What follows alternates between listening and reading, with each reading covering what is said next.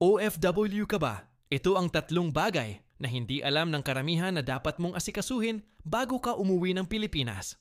Una, balik manggagawa OEC, Overseas Employment Certificate. Ang OEC ay parang exit pass mo. Kailangan ito para hindi ka masingil ng terminal fee at the travel tax. Makukuha ito online sa POEA e-services. Libre lang ito kung active ka sa OBUDZIWIWE. Pangalawa, OFW e-card at OWWA benefits.